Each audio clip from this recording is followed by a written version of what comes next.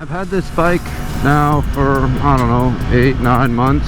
I know my first video was, the audio was real bad. I'm hoping that this is better.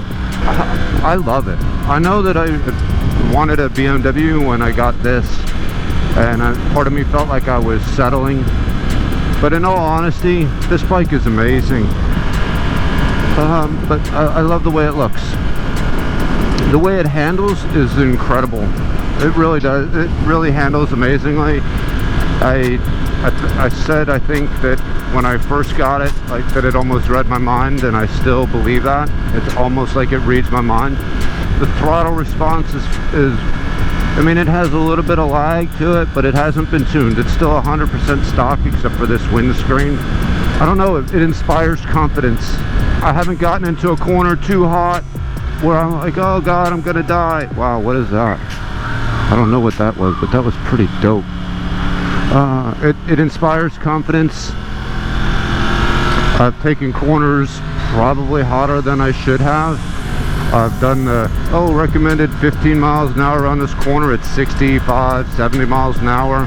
I don't know if you can see it, but it's in A mode, power 1, traction control 9, slide control 1, engine brake 1.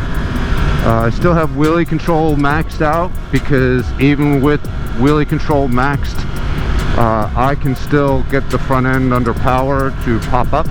Not high, but you can feel it skipping across the ground. So it's popping up a ½ inch to an inch, maybe 2 inches, I don't really know, but I can feel it skipping even under max wheelie control.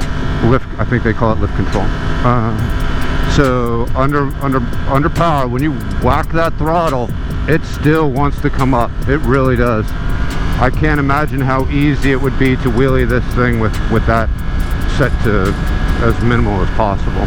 My only gripe about this thing is the dash. You can tune this bike now and get 200 plus horsepower out of it, and I don't know if it, I mean, everybody's gonna say, oh yeah, 215. I don't know if it needs it. Sure, absolutely. Yeah, you could do with the extra 15 horsepower. Who couldn't? But for riding around town, and you know, I mean, I hunt corners. I try to hunt curves and corners. I don't really do too many straight line pulls. It's not the fastest in a straight line. I know it's not, so I don't know why you would try if you know that there's, you know, H2Rs out there. You know, it doesn't make much sense to me. But you're probably not going to win against an H2R. Or, you know, even a new Busa. So really, that's not important to me. I've never been a pole guy. I've always been a corner guy.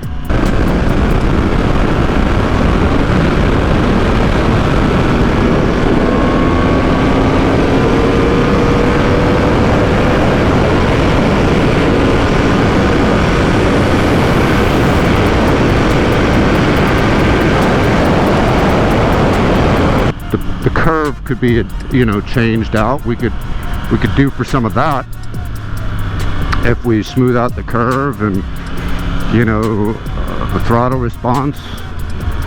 That would all be helpful. The other thing I think that would be probably helpful is the fan. I could definitely, I mean, I'm in Florida. I could see wanting the fan to kick on sooner. So if I get, not if, because let's face it, I'm gonna, when I eventually do get the Bren tune on this, that'll be the thing. The thing for me will be the fan and smoothing out the curve, and the throttle response. In A mode, the throttle is a little twitchy, especially if you're cruising around town.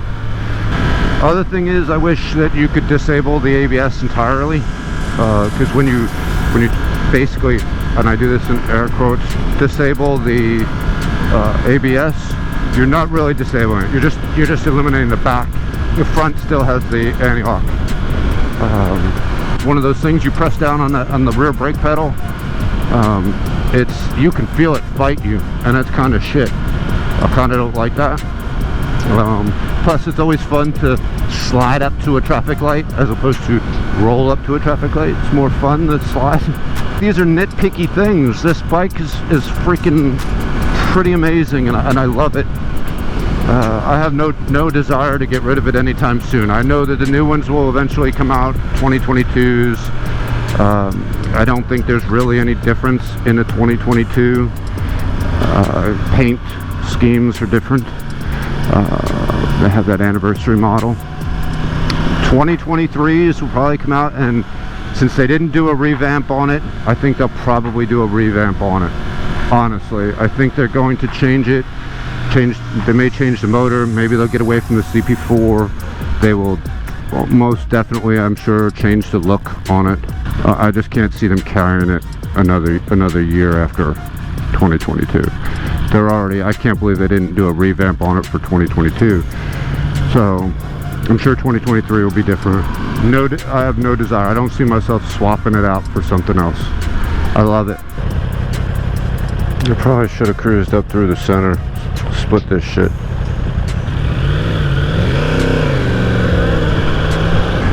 So one more thing, I don't know if it caught when I was getting on the highway, but I think I've decided I've pretty much decided I want to get a RaceFit exhaust. I'm looking at the Inconel RaceFit exhaust. I'm not going to do headers, but I'm going to do the mid and the pipe, just because it's different. Everybody's running SC Project. I'm not looking for a huge bump in horsepower. I want something different. I love the way it sounds. It sounds fantastic in the videos that I've seen it. So I think that's how I'm gonna go. Still, you know, I don't have the money for it right now, but it's gonna be the one I'm gonna get. Maybe I can get out there and run a RaceFit, and I know ultimately I'll probably get more people to buy RaceFit. Hopefully by the summer I'll have that. I'll get that put on. I didn't want what everybody else had. And again, I'm not looking for what is going to get me the most horsepower gains.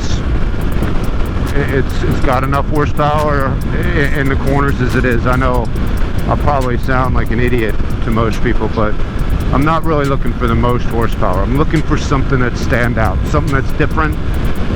And I really don't see RaceFit exhausts on this side of the pond, so that's where I'm going to go.